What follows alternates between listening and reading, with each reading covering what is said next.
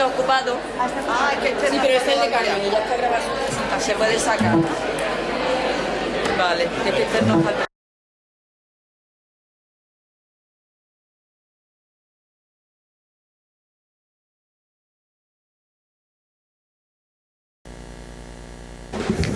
Vamos a empezar esta segunda parte de la mañana en la que estamos celebrando el Día del Patrón de la Psicología Española y nos toca ahora mirar a una realidad bien diferente, relacionada también con las mujeres, con el género, pero bien diferente. Es una realidad, la de un país que tiene cifras como algunas que voy a dar a continuación. Por ejemplo, desde enero de 2007 a septiembre de 2014 se habían producido 1.020.746 denuncias por violencia de género. Otro dato, en las mismas fechas, es decir, desde enero de 2007 a septiembre de 2014, se habían producido 286.489 órdenes de protección. Por otro lado, hay 5.553 internos que cumplen condena en centros penitenciarios con delitos por violencia de género. Otro dato. Se han producido 472.851 llamadas atendidas en el Servicio de Atención y Asesoramiento Legal Telefónico, el 016. Y por último, por aportar otro dato más terrible, escalofriante, desde el 1 de enero de 2003 hasta el 30 de noviembre de 2014 se habían registrado 757 víctimas mortales por violencia de género.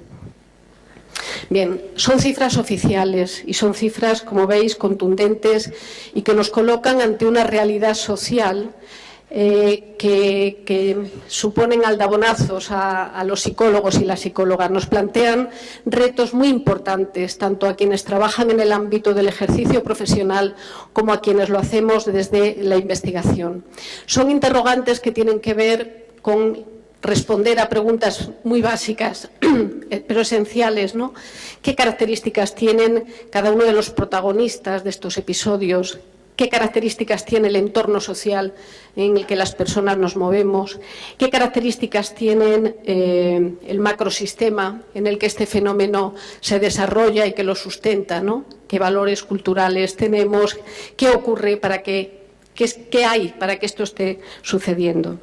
Bien, para ayudarnos a reflexionar hoy sobre el papel de la psicología ante la violencia de género, tenemos a Juan Ignacio Paz. Él es asesor técnico del Instituto Andaluz de la Mujer para programas de intervención contra la violencia de género. Juan Ignacio es, sin duda, un experto en violencia de género y a él hemos acudido desde el máster de género, que antes os han hablado de él, y también desde otros, como por ejemplo el máster en intervención y mediación familiar, que también se imparte en este caso en este centro. Pero, y siempre lo hacemos con garantía de que estamos acudiendo al mejor profesional para hablar de estos temas a nuestro alumnado, y quienes sois alumnos o alumnas de él sabéis que estoy hablando de algo absolutamente cierto. Pero su participación en tareas de formación excede con mucho la participación en estos posgrados de la Universidad de Sevilla. Él tiene un amplio currículum en formación en colectivos muy diferentes y es un referente hoy en día no solo en Andalucía sino en todo el Estado. Por ejemplo, ha trabajado para el Consejo General del Poder Judicial, para el Centro de Estudios Jurídicos del Ministerio de Justicia, para el Servicio Andaluz de Salud, para el Ejército de Tierra, etcétera, ¿no? Un amplio currículum, como os decía, en temas de formación. Pero él lleva trabajando en el Instituto Andaluz de la Mujer desde 1990 y una parte muy importante y muy significativa de su trabajo se ha centrado en la recuperación emocional y psíquica de las mujeres víctimas de violencia de género. Más recientemente, incluso, se ha especializado aún más coordinando el trabajo de acompañar y de ejercer como terapeuta de mujeres menores de edad víctimas de violencia de género en Andalucía. Quienes os quedéis con ganas de saber más de los trabajos de Juan Ignacio Paz, él también tiene algunas publicaciones muy interesantes a las que podéis acudir. Por ejemplo, en el año 2007 el Instituto Andaluz de la Mujer publicó Quererse mejora la salud. Tienen también un trabajo muy interesante de cara a promocionar buenas prácticas de actuación con estos colectivos y, por ejemplo, en 2007 también publicaron una guía de seguridad para mujeres víctimas de violencia de género que se lleva por título Por tu seguridad, y me acaba de enseñar dos que tienen en el horno ya maquetadas simplemente para que sean presentadas, muy interesantes, muy bien orientadas a las buenas prácticas en intervención con estas mujeres. Bien. Luego tiene otros artículos muy jugosos, por ejemplo, uno que se titula El llamado síndrome de alienación parental. Como veis, es una suerte que en el día de hoy tengamos dedicado a la psicología y al género, tengamos a nuestro colega Juan Ignacio Paz, y a él le cedo la palabra. Muchas gracias.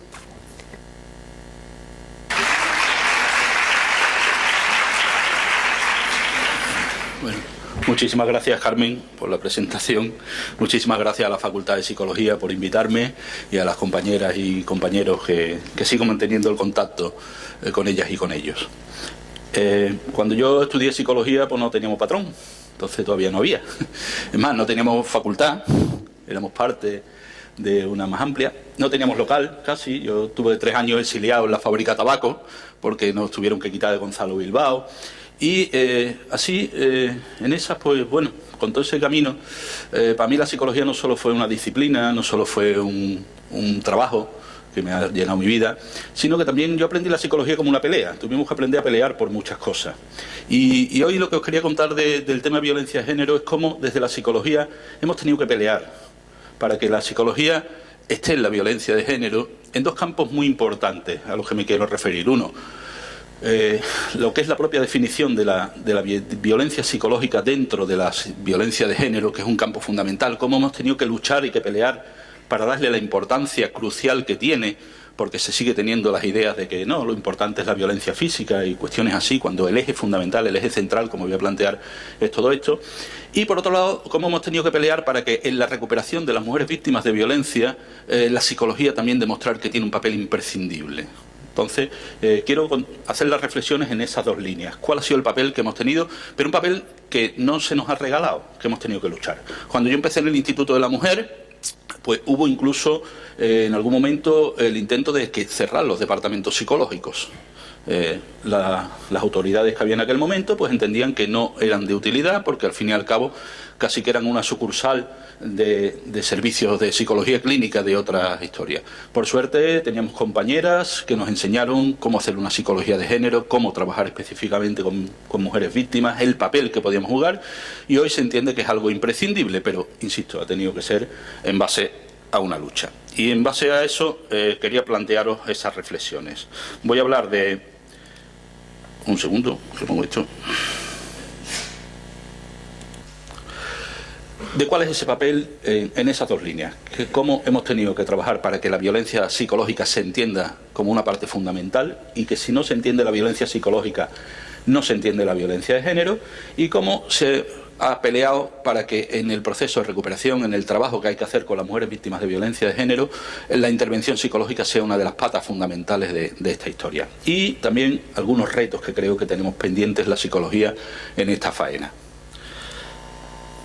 La violencia de género, como sabéis, es la violencia que se ejerce por el hecho de ser mujer, una violencia ideológica, no es una violencia de conflicto, no es una violencia de que yo soy muy bruto, muy bestia, pierdo los nervios, sino que es una violencia que tiene una base ideológica, el género, que se basa en que yo, por el hecho del modelo de hombre en el que me han educado, que yo he asumido y que quiero poner en práctica, pienso que tengo más derechos, más poder, más privilegios que tú, por el hecho de ser mujer, y si no lo aceptas a las buenas, me siento autorizado por un modelo social para emplear las herramientas que hagan falta para imponer esa historia, incluso la violencia. Es decir, esta violencia no podemos olvidar que es una violencia ideológica antes que nada.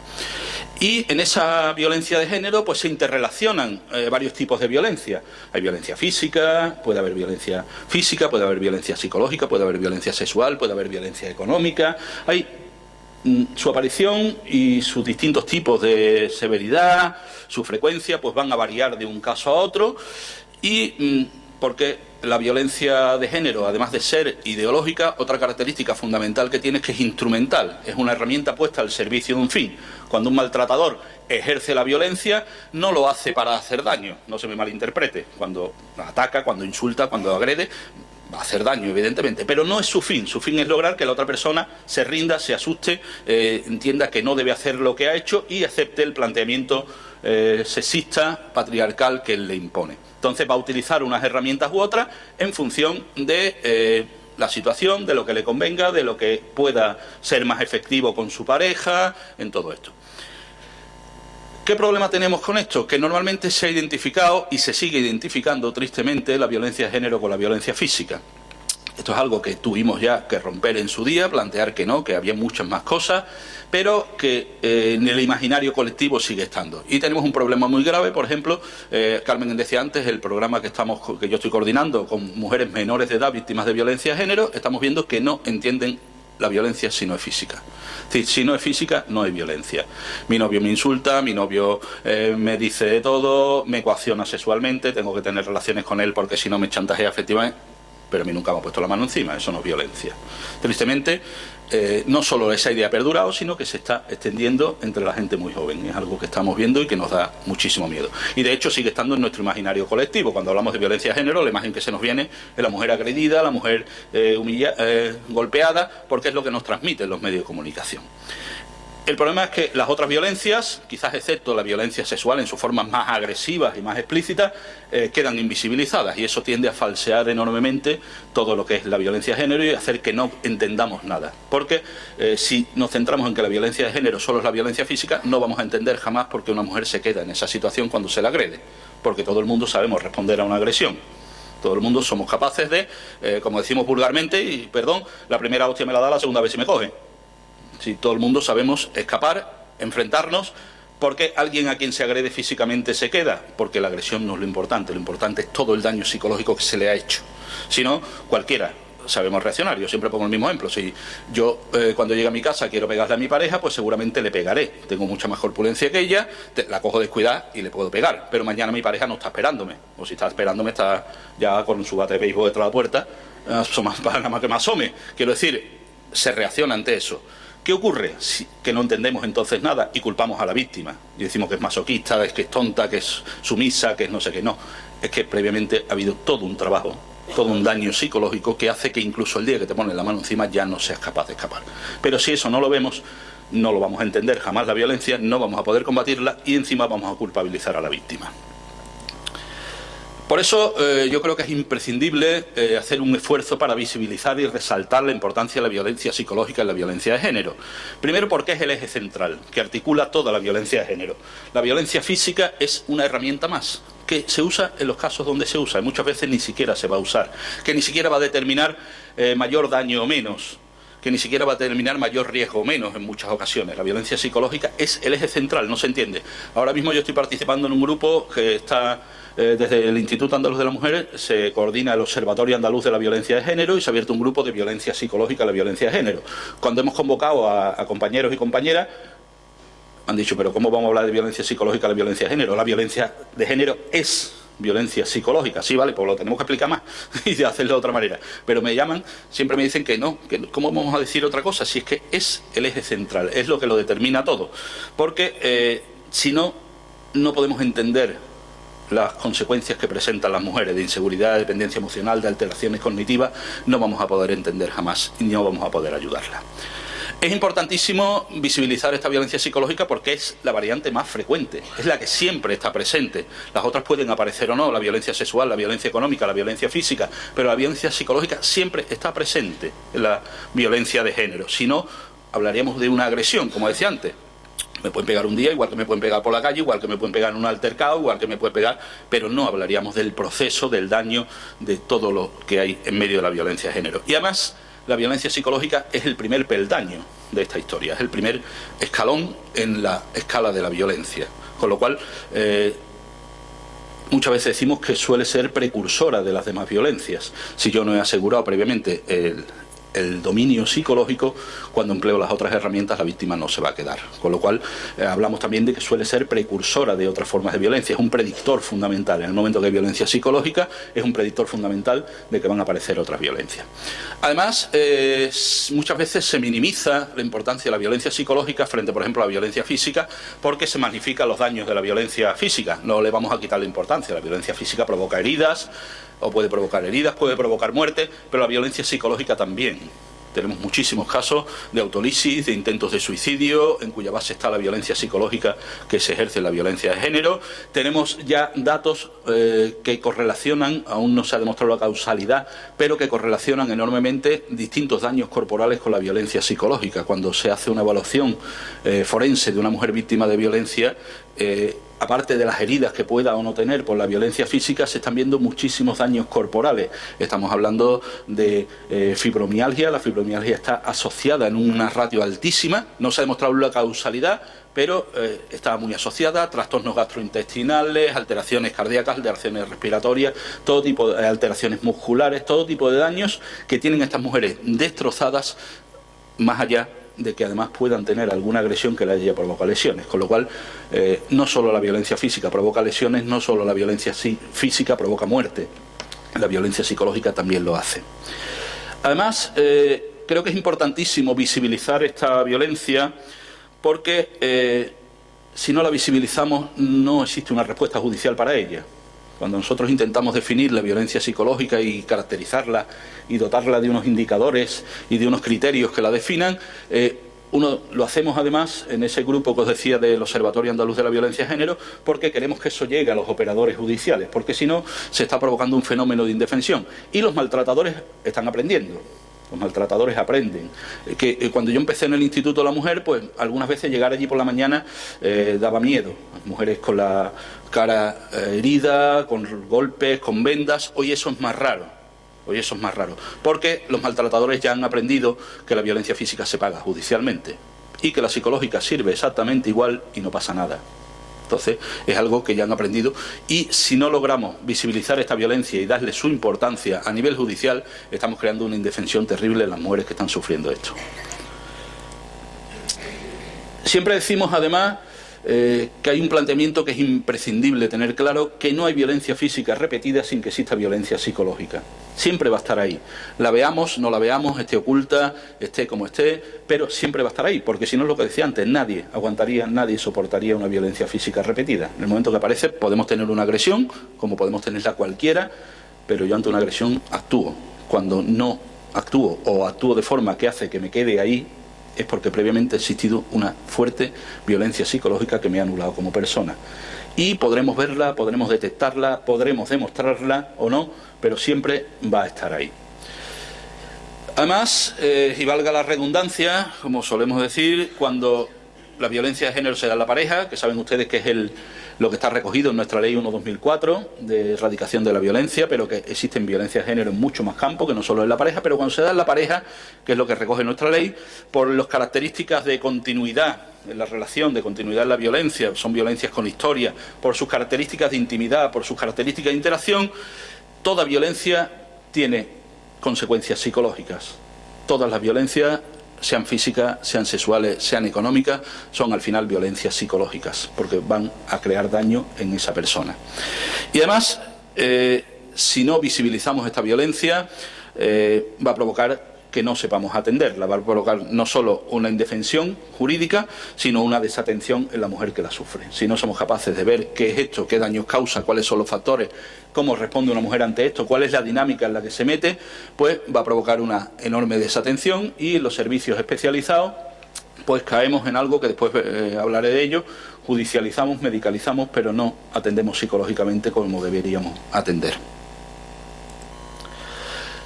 El grupo que les decía antes, el grupo de trabajo sobre violencia psicológica del Observatorio Andaluz de la Violencia de Género, pues hemos abordado la tarea de conceptualizar, de delimitar la violencia psicológica en la violencia de género, proponiendo una definición, unos criterios y unos indicadores. Porque no solo por hacer un ejercicio teórico ante esto, sino porque queremos que esto llegue sobre todo a los operadores jurídicos para que puedan visibilizar, sancionar y avanzar en su erradicación. Cuando la definición que hemos planteado, un poquito larga, pero la voy a plantear.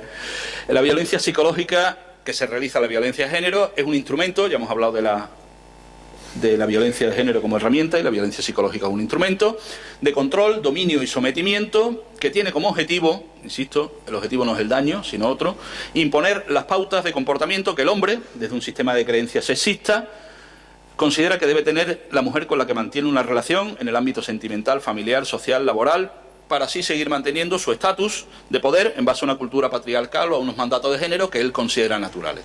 Volvemos a la idea de violencia ideológica, violencia instrumental.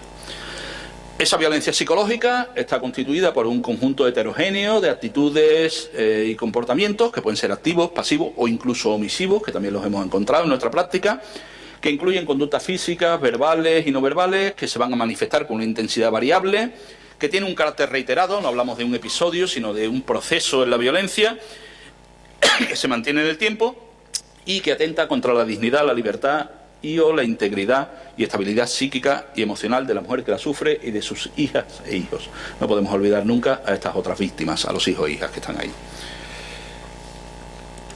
Y tienen como consecuencia, o pueden tener como consecuencia, pues daños en la integridad física y psíquica de las personas y consecuencias morales directamente evaluables: sufrimiento, intimidación, desvalorización, sentimientos de culpa, daños en la autoestima y la autodeterminación, daños en la identidad, daños en el desarrollo personal, limitaciones en el ámbito de la libertad. Si bien ponemos, tienen como consecuencia o pueden tener como consecuencia, porque evidentemente no estamos hablando de objetos, sino estamos hablando de personas que respondemos de distintas formas. Entonces, el daño que pueda tener, las manifestaciones que pueda tener esa violencia psicológica van a depender de la intensidad de la violencia, del tiempo de exposición, de la frecuencia y de las características de la mujer que la sufre. Capacidades, recursos, resiliencia, todo este tipo de cosas. En ese sentido, después de esa definición, vimos que para sobre todo operadores judiciales, interesaba mucho dar unos criterios de que existían, y planteamos que tenían que concurrir estos criterios. La intensidad tenía que ser de una intensidad mínima, ese ataque psicológico, tenía que tener una reiteración, no era un episodio aislado. Lo que pasa es que si tiene una intensidad muy alta, entendemos que no tiene por qué haber la reiteración. O sea, si es imaginaros pues una mujer que su pareja la abandona de madrugada en una carretera solitaria porque se ha peleado con ella, y como mecanismo para asustarla, no es algo raro, lo hemos visto muchísimas veces en el trabajo con mujeres, la abandonan en una carretera pues perdida a las 2 de la mañana, sin más nada, la echa del coche. Es solo un acto, pero es de tal intensidad el pánico que le va a provocar, la vergüenza, el miedo y tal, que entendemos que no haría ni falta reiteración.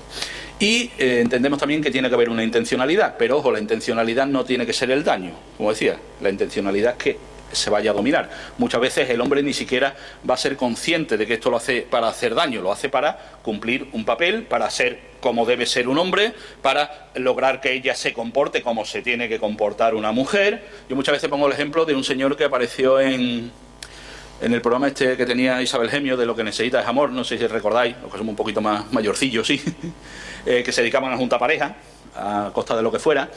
Y salió un señor ya bastante mayor, que la mujer decía que no volvía ni a amarrar, y porque decía que sufría violencia.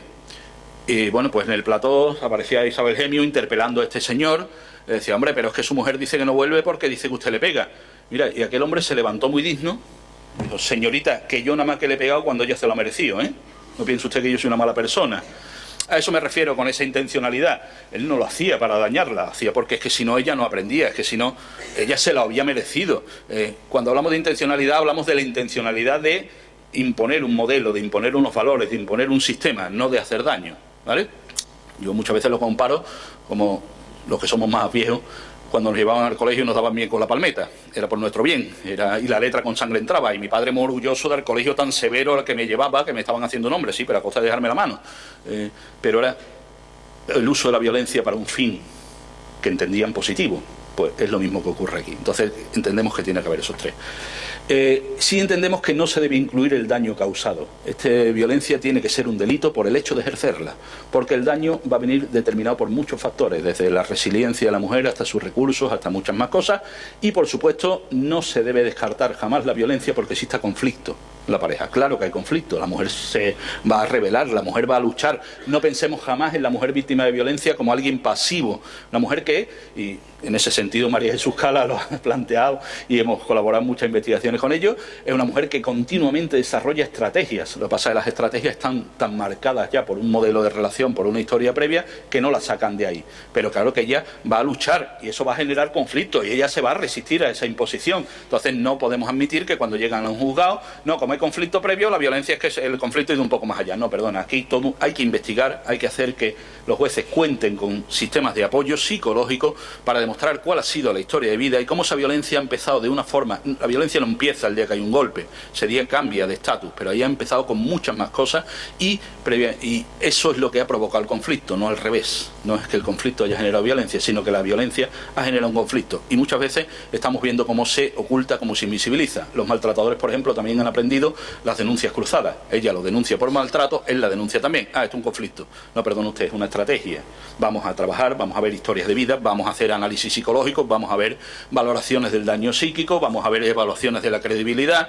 La psicología tiene herramientas sobradas y demostradas para poder servir de apoyo a esto. Pero no se suele usar, tristemente. No me quiero extender con los indicadores porque hemos sacado muchísimo. Pero sí tener claro que muchos de estos indicadores no son difíciles de percibir por parte de la sociedad porque están muy naturalizados. La imposición del hombre sobre la mujer es una constante en el patriarcado desde que el patriarcado nace, allá por el Neolítico. Y mucho de lo que nosotros consideramos indicadores de violencia psicológica son cosas que la sociedad considera normales. Lo habitual se vuelve normal y lo normal se vuelve invisible. Entonces muchas veces no se van a ver. Y muchas veces ni siquiera son identificadas por la propia mujer que lo sufre. Cuando yo trabajo con usuarias, bueno, ¿y la violencia cuándo empezó? Al año de casado, después del nacimiento del primer hijo, pero cuando le empezamos a decirnos que violencia también es esto, y es esto, y es esto, y es esto. Ah, no, eso empezó de novios. La inmensa mayoría te lo plantean así, pero no entienden que eso sea violencia, o no entienden que eso sean los pasos que asientan, que ponen los cimientos para toda esa violencia.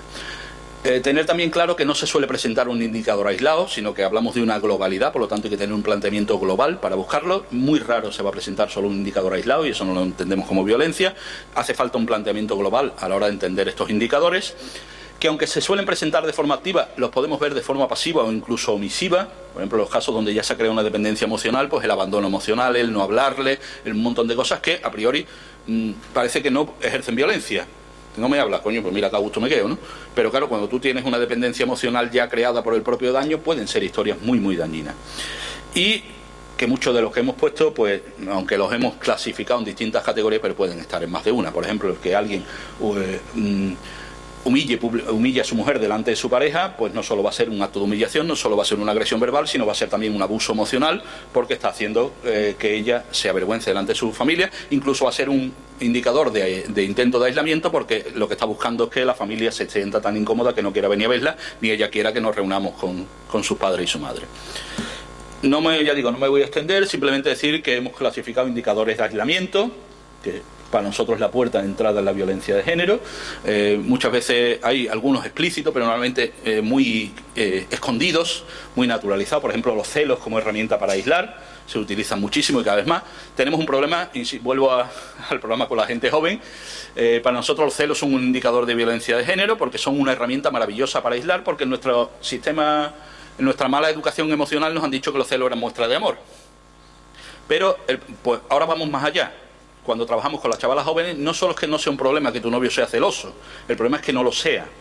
Que tu novio no sea celoso es que no te quiere. Es decir, lo que tendría que ser una señal de alarma no solo se ha desactivado, sino que incluso se ha positivado. Fijaros el trabajo que tenemos que hacer.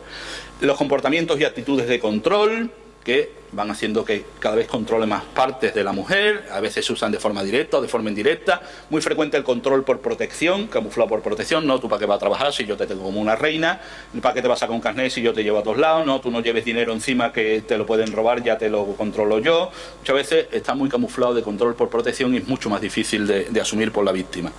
La desvalorización como herramienta fundamental, las agresiones verbales, los desprecios, las humillaciones, las acusaciones y las recriminaciones, las amenazas e intimidaciones. los comportamientos de maltrato ambiental, donde hemos incluido desde los que se hacen las conductas de intimidación realizadas sobre el entorno, pues tirar cosas, partir puertas, golpear muebles, tal, las que se hacen sobre el entorno de ellas, sus bienes, su tiempo. Por ejemplo, tenemos mujeres que el día que tenían una entrevista de trabajo su pareja les ha destrozado toda la ropa arreglada que tenían, o el día antes de las oposiciones le ha destrozado el ordenador o le ha tirado los apuntes o cosas de ese estilo. No es una agresión a ella directa, pero sí es sobre su entorno. O incluso el hacer que el entorno en el que viven sea algo desagradable y algo dañino, de forma que hasta esa cárcel donde la tiene metida, una cárcel dañina. El abuso emocional y, por supuesto, los comportamientos de imposición sexual. Si alguien está interesado en estos indicadores, yo le digo después dónde los podemos encontrar, porque hemos hecho un listado bastante exhaustivo. Además de todo esto, que ha sido creemos que es un trabajo que es imprescindible seguir, y ahora estamos enfocados en cómo valorar las consecuencias psicológicas de la violencia de género, el trabajo que ahora estamos abordando, y cómo valorar la peligrosidad de la violencia psicológica de género. Son los siguientes trabajos que tenemos en este grupo. Creo que es muy importante también la otra parte que les decía, de cómo hemos tenido que pelear para que la psicología sea una parte fundamental en la recuperación de la mujer que sufre violencia de género. Durante mucho tiempo se ha pensado que bastaba con medidas jurídicas, bastaba con medidas de seguridad. Cogíamos a la víctima, la quitábamos donde estaba y ya estaba resuelto. Hasta que demostramos, y fue un trabajo que hubo que demostrar, por eso insisto en la pelea, que no, que se llevaban el maltratado puesto, que el daño psicológico estaba ahí, que la dependencia emocional en muchos casos estaba ahí, que los daños cognitivos estaban ahí y que había que hacer un trabajo. ¿De qué nos sirve? Por ejemplo, yo le decía muchas veces cuando trabajo con los jueces, ¿de qué me sirve una orden de protección si la mujer tiene una dependencia emocional hacia su maltratador? Es que es ella la que va a ir a buscarlo. Usted le puede prohibir, pero es que es ella la que le va a abrir la puerta o la que va a ir a buscarlo. También al revés, o sea, ¿de qué me sirve a mí un tratamiento psicológico si la mujer está en riesgo? Tenemos que trabajar por eso. Bueno, ahora voy a ello, lo tengo más adelante. Entendemos la recuperación como la desaparición completa de la relación de violencia en la vida de la mujer, la reconstrucción de su vida personal y social con libertad, independencia y calidad. Evidentemente ahí tenemos mucho que decir, es mucho más allá de unas medidas jurídicas o de unas medidas de protección. Esto es un proceso complejo. La violencia de género, la violencia psicológica, provoca unos daños psicológicos brutales, provoca una despersonalización, provoca síndromes de Estocolmo doméstico, provoca síndromes de la mujer maltratada, provoca una serie de daños que anulan a la persona. Hay ya neuropsiquiatras como Escudero Nafs que están demostrando cómo el proceso que ejerce un maltratador es el mismo que ejerce el líder de una secta destructiva. Es el lavado de cerebro, la persuasión coercitiva, que es como se llama técnicamente en psicología, que utiliza el líder de una secta destructiva para lavar el cerebro de sus adeptos, es paralelo, y así lo está demostrando, a lo que hace el maltratador sobre su víctima. Es un proceso de despersonalización, con lo cual entender que la recuperación va a ser un proceso complejo, porque tenemos que dar respuesta a necesidades de protección, necesidades sociales, necesidades psicológicas, y eso no es posible si no lo entendemos como un trabajo integral. Yo suelo utilizar mucho la figura del taburete con tres patas, porque sabéis que un taburete con tres patas, si una falla, jamás se va a equilibrar. Entonces, hace falta unas medidas de seguridad imprescindibles, porque hay un riesgo para la vida, para la salud, para la integridad psíquica. Hay un riesgo, y los datos que daba antes Carmen están ahí: 700 mujeres muertas en una década. Estamos hablando de datos absolutamente estremecedores, más daños, más heridas, más todo lo que queramos. Perdón. Hace falta unas medidas de apoyo social para que esta mujer pueda recuperar su vida, apoyo de vivienda, apoyo de escolarización, apoyo de trabajo, apoyo económico en muchas ocasiones, pero, y ahí es donde tuvimos la pelea, también hace falta una recuperación psicológica. Y los tres tienen que ir a la vez. No sirve centrarnos en uno. Tenemos un grave problema de judicialización de la violencia de género. Se quiere resolver todo en juzgado y no sirve. Insisto, ¿para qué sirve una orden de protección si la mujer tiene una dependencia emocional que le impide protegerse? ¿Para qué me sirve trabajar el riesgo si la mujer no entiende que está en riesgo? Muchas mujeres víctimas de violencia de género tienen una sobreadaptación al peligro, no ven el peligro en el que están, con lo cual, o yo hago un trabajo psicológico para convencerlas del riesgo que tienen y ayudar a que se autoprotejan, o no sirve ni ponerle un policía detrás. Yo había una mujer que me decía: no, mi marido duerme con un hacha bajo la almohada, pero yo sé que no me va a hacer nada. Para cortarse las uñas no creo que la tenga. O te va a hacer algo o te está intimidando, pero ella llevaba tantos años sobreviviendo, acostumbrada a ese peligro, que se había sobreadaptado. Pero, ya digo, hacen falta las tres, A mí hay mujeres que cómo trabajo yo psicológicamente si están en riesgo. Recuerdo siempre una mujer que me llegó a consulta, bueno, ¿y qué pasa? ¿Por qué viene usted aquí? ¿Qué la trae? No, es que tengo problemas para dormir. Se te activa el chip. Bueno, ¿pero qué? ¿Pesadillas recurrentes? ¿Sueños invasivos? No, que mi marido me ha amenazado con quemarme la casa y como ya lo ha hecho otras 2 veces, mira, tú no necesitas un psicólogo, tú necesitas un guardia civil.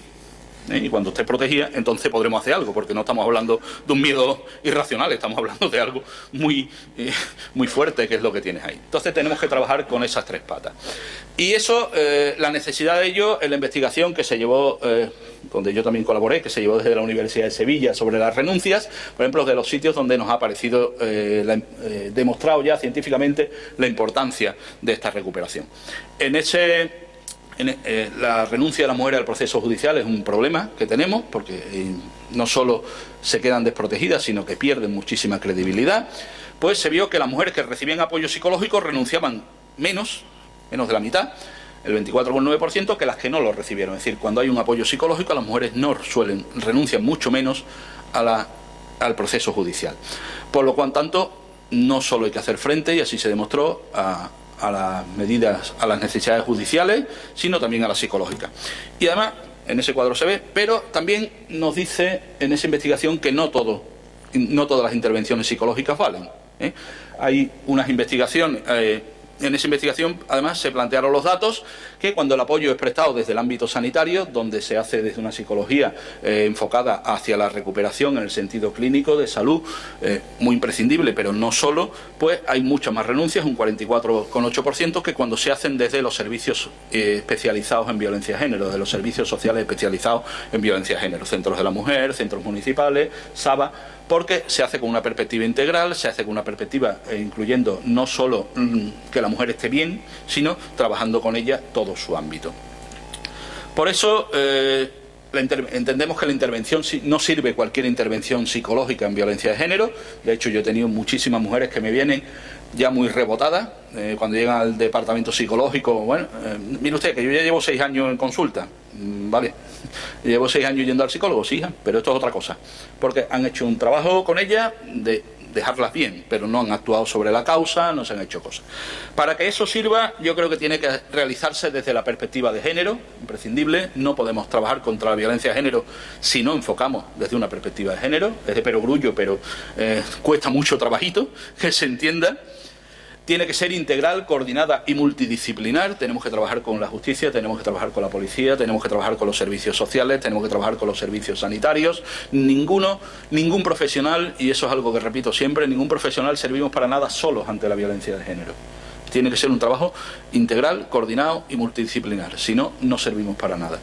Tiene que ser especializada, tenemos que estar especializados en este tema. No sirve no tener un conocimiento muy especializado. Esta es una violencia distinta, especial, con unos orígenes, con unas características, con unos procesos y con unas consecuencias distintas a otras violencias. Y tenemos que estar especializados en ellas, si no, no somos de ayuda.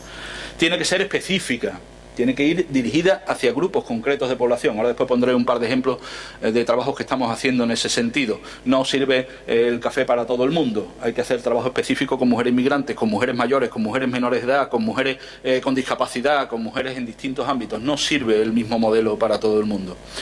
Tiene que favorecer el cambio, fundamental. No sirve ese modelo que os decía antes de dejarla calmada, de dejarla bien. Tiene que ser una intervención psicológica que favorezca el cambio. Tiene que ser algo que ayude a la mujer a salir de ahí. Y, por ejemplo, cuando he formado terapeuta siempre he insistido, cuando trabajamos con ella, las entrevistas que hacemos son entrevistas hacia el cambio. La mujer que llega, te cuenta, se desahoga, se va a casa más desahogada, somos cómplices de estarla manteniendo en esa historia. Eso lo hacemos una entrevista, 2, a la tercera hay que romper esa dinámica. Pues la mujer viene, te cuenta, se desahoga, tú la escuchas, se va a su casa mejor, pero sigue metida en la violencia de género. Eso no sirve, tiene que ser algo que potencie el cambio. Y ese cambio tiene que ser de la mujer. Ella es el sujeto activo, la protagonista. Tenemos que trabajar desde el empoderamiento. Nuestro trabajo es dotar a la mujer de herramientas, de recursos para que ella pueda hacer el cambio en su vida, para que pueda volver a ser el sujeto de su historia y no el objeto en el que la han convertido. No podemos caer en paternalismos, no podemos caer en intentar salvarla, tiene que ser ella. Y nosotros somos imprescindibles en ese trabajo para indicar, para ayudar, para apoyar, pero nuestro trabajo tiene que ir enfocado en el empoderamiento. No podemos cambiar una dependencia por otra. que muchas veces ellas lo buscan. A mí mujeres que me llaman hasta para ver si al puchero le echa arroz o fideo. Y yo no puedo caer a ese juego. Yo no puedo cambiar la dependencia que tiene por otra, aunque ella es lo que busque. Tengo que trabajar desde el empoderamiento, desde ese concepto que nos enseñó el feminismo. Tiene que abarcar al conjunto de víctimas de una forma coordinada. Nos hemos dejado atrás a los hijos y las hijas durante demasiados años y son víctimas directas. Vamos a acabar ya con ese mito de que se puede ser buen padre aunque se sea un marido maltratador. Mentira, jamás se va a hacer porque estás causando un daño brutal. Y no cabe eso. Imaginaros a un niño, a una niña, que la persona más importante del mundo está siendo humillada, golpeada, dañada por la otra persona más importante de su mundo. Si eso nos hace daño a alguien, que venga Dios y lo vea. Vamos a dejarnos ya de ese maldito mito. Y tenemos que trabajar con los hijos como víctimas directas. Todo y niño o niña que esté siendo testigo de una situación de violencia de género es una víctima y necesita apoyo psicológico. Y por supuesto tenemos que hacer valoración del riesgo. Y ahí tenemos que hacer un trabajo enorme de definición. Yo todo lo que veo de valoración del riesgo se centra en lo físico.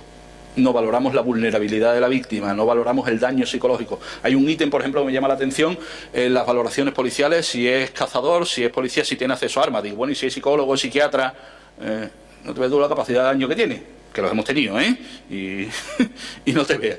No se incluye todo eso. Tenemos que hacer un gran trabajo de que se incluya todo lo psicológico en la valoración del riesgo. Por terminar y dejar un... Vamos bien, ¿no? Bueno, vamos. Por dejar un espacio también al debate. Yo creo que tenemos algunos retos por delante en todo esto. Tenemos que evitar la judicialización en la que se está cayendo. No podemos seguir planteando que todo tiene que ir por lo judicial. A mí las campañas de mujer denuncia me parecen muy bien porque es un delito y hay que denunciarlo, pero no puede ser lo que le exijamos a la mujer. No. Yo siempre digo, mujer habla, mujer pide ayuda, mujer cuéntalo y ya veremos cuándo hay que denunciar y en qué momento. Si no, estamos dejando esa responsabilidad en manos de las mujeres y como ellas no pueden denunciar porque están hundidas, están despersonalizadas, están machacadísimas, pues culpa de ella que no denunció.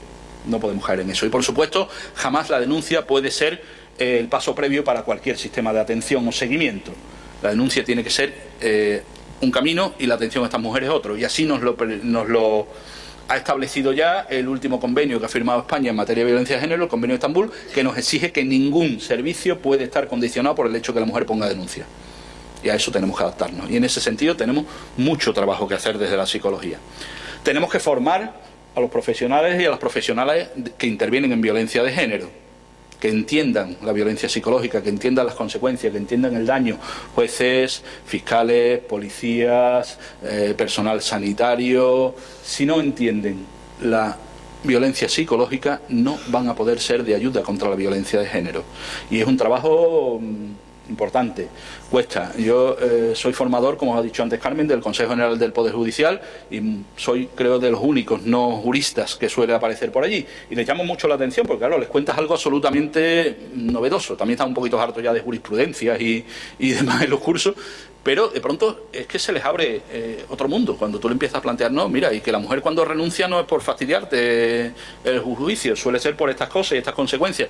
Les cambia, pero claro, son pequeños esfuerzos. Hay que hacer un enorme trabajo de formación.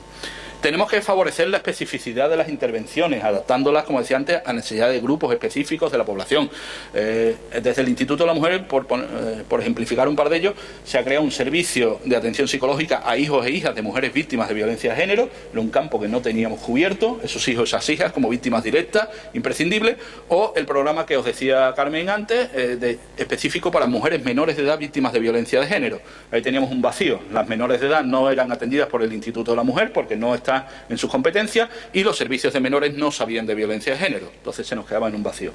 Hemos abierto el programa hace 2 años, hemos atendido ya unas 250 mujeres entre 14 y 18 años y nos está saliendo pues una información terrible, brutal y muy innovadora de todo esto, pero tenemos que hacer intervenciones específicas. Ahora mismo estamos en la fase, estamos empezando con las terapeutas, tenemos una en cada provincia, a sistematizar su práctica, porque entendemos que lo que hemos aprendido a hacer con las mujeres adultas no sirve para ellas, hay que hacer un campo nuevo y tenemos que empezar a abrirnos. No podemos, sabemos, muchas veces hemos intentado, no con menores de edad, pero con mujeres jóvenes, meterlas en nosotros trabajamos muchísimo en grupos terapéuticos, meter a las mujeres jóvenes en los grupos terapéuticos y no funciona, son otra realidad, son otro mundo. Tenemos que crear grupos específicos para jóvenes. ¿Qué pasa pasa con las mujeres inmigrantes? ¿Qué nos pasa con las mujeres mayores de 65 años? Que la respuesta es meterlas en una residencia. No, ahí hay que hacer muchísimo trabajo y tenemos que trabajar desde esa especificidad. Tenemos que investigar las nuevas formas de violencia de género y sectores que aparecen como nuevos nichos de la violencia. Las TIC, la violencia de género a través de las TIC, de las redes sociales. Ahí tenemos muchísimo que decir desde la psicología. Está siendo una herramienta increíble, con una capacidad de daño mayor que la violencia directa que estamos viendo, por la capacidad de dañar, de impedir que se abandone la relación, de inmunidad para el que las ejerce. Estamos viendo unas capacidades de daño brutales. Tenemos que investigar y crear programas para la reeducación de hombres que ejercen la violencia de género. Es un campo donde aún no sabemos. Estamos avanzando, pero tenemos que ir mucho más allá. Yo muchas veces pues se me critica, ¿no?, que los maltratadores por la cárcel y ya está. La vida del maltratador es muy larga, la vida afectiva. Y tenemos muchas víctimas, una detrás de otra, y tenemos que aprender a hacerlo. Va a ser mucho más efectivo, sin abandonar jamás y sin quitarle recursos a la atención a las víctimas, por supuesto. Pero es un campo donde tenemos muchísimo que decir desde la psicología, porque no sirven los programas de control de ira, de control de impulsos. Eso ya se ha intentado y no sirve. Tenemos que ir a un proceso de reestructuración cognitiva y a ver si no somos nosotros quienes lo va a hacer. Y es imprescindible hoy por hoy. Y, por supuesto, como reto también incluir la violencia de género y la violencia psicológica de género, por supuesto, como materia formativa en psicología, también en Derecho, también en Medicina, también en Ciencia de la Educación, pero que no esté en las facultades de Psicología la violencia de género como asignatura. Me parece que es un reto importante que tenemos. En la Universidad de Sevilla, y no porque esté aquí delante la responsable de Igualdad, pero se ha hecho la experiencia de la Red Ciudadana de Voluntariado, donde se ha trabajado con 300 alumnos y alumnas, que no solo han intervenido, no solo han hecho cosas, sino que son 300 futuros profesionales que llevan ya un conocimiento. Me parece que iniciativas como esa son importantísimas, son imprescindibles, pero tenemos que ir más allá. Que existan asignaturas específicas de violencia de género en un área, en una carrera, en una titulación como es la psicología. Muchísimas gracias.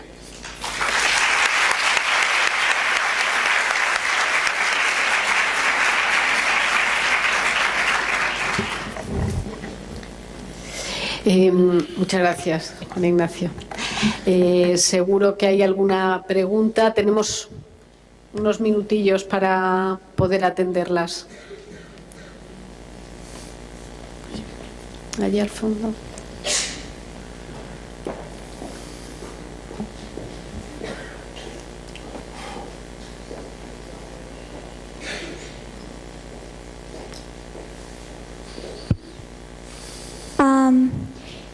Usted ha dicho que la violencia de género, bueno, que más bien es violencia de pareja, es porque el hombre tiene una idea de la relación como patriarcal y tiene que imponer su respeto y tal. Y entonces, ¿qué pasa cuando es al revés, cuando es la violencia de la mujer contra el hombre o en las parejas homosexuales? Vamos a ver, la violencia de género no es, más allá de la definición legal, que da la 1/2004, que la ciñe a la pareja.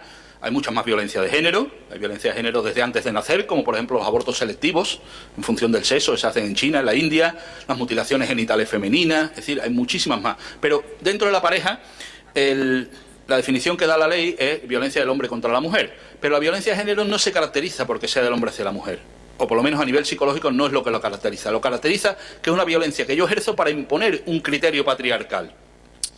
¿Qué ocurre en parejas donde hay violencia mutua, por ejemplo? Muy bien, hay violencia doméstica, violencia familiar, pero no es violencia de género, porque no se escuda, no pretende imponer ese modelo de género. Violencias donde la mujer es quien agrede a su pareja, violencia familiar, violencia doméstica, pero no es de género porque no es una violencia con ideología de género. En las parejas homosexuales, que se llama violencia intragénero, pues puede o no, no lo sé. Yo he tenido parejas y he atendido a mujeres que su pareja era otra mujer, que repetían exactamente el esquema patriarcal, es decir, alguien había asumido un papel muy masculinizado, alguien había asumido un papel feminizado y se utilizaban las mismas historias, y parejas homosexuales donde no existía eso. Es decir, la violencia intragénero puede ser violencia de género porque repite ese esquema ideológico o no. Es decir, la violencia de género no es porque el hombre sea quien golpea a la mujer, aunque eso sea lo que dice la ley 1/2004. Vamos a ceñirnos a nuestro campo, en la psicología. La violencia de género es violencia de género porque se utiliza para imponer el modelo de género tradicional. La ejerza quien la ejerza. En los otros casos, violencia doméstica, violencia intrafamiliar, por supuesto, luchar contra ella y, por supuesto, hay mecanismos legales contra ella, pero no la podemos conceptualizar como violencia de género. Es más, y yo sé que a veces cuesta, hay violencias de género, no en la pareja, pero hay violencias que en esa definición que yo hago de violencia para imponer un modelo de género puede ser utilizada la verdugo puede ser una mujer. En las ablaciones genitales, la mutilación genital femenina, quien ejerce es una mujer. Quien lleva a la niña es su madre, por su bien, para que no sea impura. En la India los crímenes por la dote los hace la suegra, en nombre de un modelo patriarcal, pero el verdugo es una mujer. Es decir, no caigamos en la dicotomía de hombre-mujer. Es violencia de género porque hay un planteamiento ideológico de género. Los otros son violencias totalmente rechazables y, además, absolutamente protegidas por nuestros códigos penales, pero no la podemos meter en esa definición. ¿Otra pregunta? Que yo quería comentar que siempre se habla, digamos, de la violencia de género en una pareja, pero en una familia yo creo que también estaría bien conceptualizar que se puede ejercer la violencia de género desde el padre a una hija, con la sobreprotección, con medidas también las mismas, y ya no sé si voy demasiado lejos, pero también de un hijo a su madre. ¿Se puede dar? Sí, perfectamente. Ya te digo que una cosa es la definición legal de la violencia de género y otra cosa es cómo lo conceptualizamos. Si se hace en nombre de esa ideología, por supuesto, yo tengo muchas usuarias que se han separado de su maltratador y tienen otro que es el hijo. Y el hijo y te lo cuenta y dice, es que me hace y me dice las mismas cosas. Claro, ha tenido un maestro, ese hijo ha tenido un maestro de cómo hay que tratar a esa mujer para conseguir de ella lo que quiero. No está conceptualizado legalmente como violencia de género, pero es violencia de género. En la familia, por supuesto que se da, y fuera de la familia. Es decir, nuestra ley solo es una ley muy restrictiva. La ley andaluza sí es más amplia, pero no tiene carácter penal, pero la ley española es una ley muy restrictiva porque lo ciñe a la pareja. Pero violencia de género tenemos a todo lo largo del sistema vital de la persona, desde violencias prenatales, insisto, desde abortos selectivos en función del sexo, hasta acceso diferente a la alimentación, a la salud o a la educación, por haber nacido niño o niña, a las mutilaciones genitales, a las bodas forzadas, a los abusos sexuales en el trabajo. Todo lo que se haga en nombre de que yo, por ser varón, pienso que tengo más derecho que tú y si no lo acepta, por las buenas, lo va a aceptar a las malas, sería esa violencia de género. Y claro que hay en todo, no solo en la pareja, por supuesto que sí. Eva, aquí.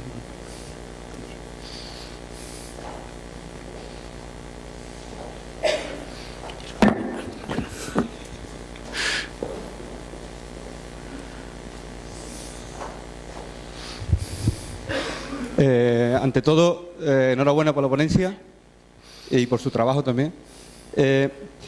Se ha nombrado aquí de forma muy general, se ha hecho referencia concretamente a las consecuencias y tanto intervención psicológica y judicial. Pero a mí me sigue faltando una cosa, que desde mi punto de vista es importante, es la prevención. Y concretamente, sobre todo, en la educación.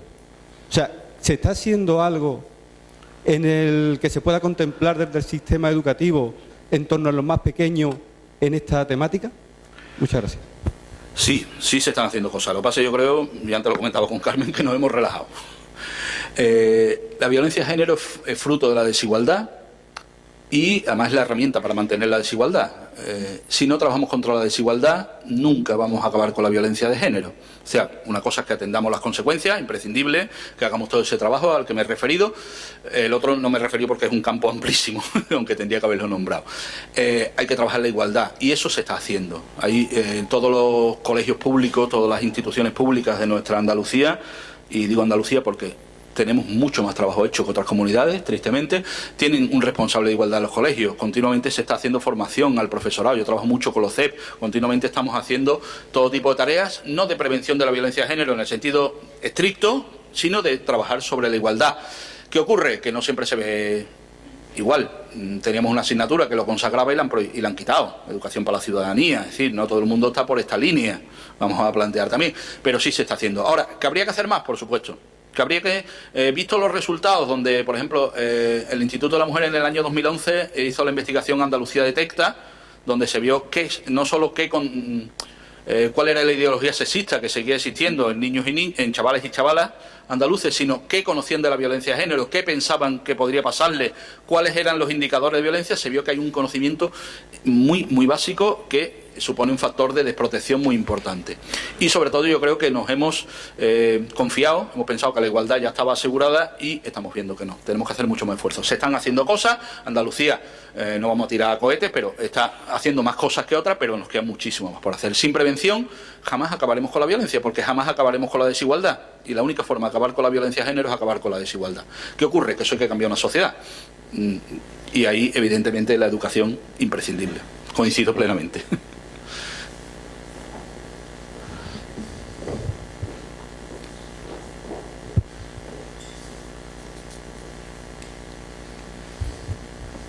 Hola, buenas. Ante todo, felicitarle por su trabajo. La exposición me ha gustado muchísimo, me parece un tema muy interesante. Y mi pregunta va referida sobre los niños que sufren y ven esa violencia de género en sus padres. ¿Esos niños se les trata ese paso previo en el que ellos pueden hablar con alguien sin necesidad de tener que hacer una denuncia sobre lo que está sucediendo en casa? Sí. Nuestro sistema va independiente de la denuncia. El sistema de atención es un sistema de atención social, el que lleva el Instituto de la Mujer, y es independiente de la denuncia. No necesitamos la denuncia para nada. A mí me da igual que la mujer haya denunciado, vaya a denunciar. Yo he atendido muchas mujeres, siguiéndome al campo de la víctima mayor, que han salido de la violencia de género y no han denunciado. No tenían la necesidad de protección que te puede cubrir una denuncia, y han preferido pues salir por otros caminos. Se han separado, han podido, no había un riesgo, evidentemente, que necesitan una protección. Y ya está. Otras mujeres han denunciado mucho más adelante. Con los hijos nos pasa exactamente igual. Es un programa que lleva ya 6 años, que está atendiendo a niños y niñas de 6 a 16 años, y que no requiere para nada, sí requiere que la mujer ya no conviva con el maltratador, porque si no entendemos que es un trabajo que va a ser al final dañino para el niño, si le estamos diciendo unas cosas y por el otro lado está llegando, pero es la única condición, no requiere denuncia, no requiere ninguna otra cuestión así. Eso ya lo habíamos aprendido y además a eso nos obliga ahora, como os decía, el convenio de Estambul que acaba de firmar el Estado español. Ningún servicio de atención a víctimas puede estar supeditado a la denuncia. De acuerdo, muchas gracias. Bien, pues si os parece, lo vamos a dejar aquí porque tenemos ahora la mesa redonda y no conviene ir con más retraso. Muchas gracias por vuestra asistencia a esta conferencia, pero sobre todo muchas gracias al conferenciante, a Juan Ignacio Paz.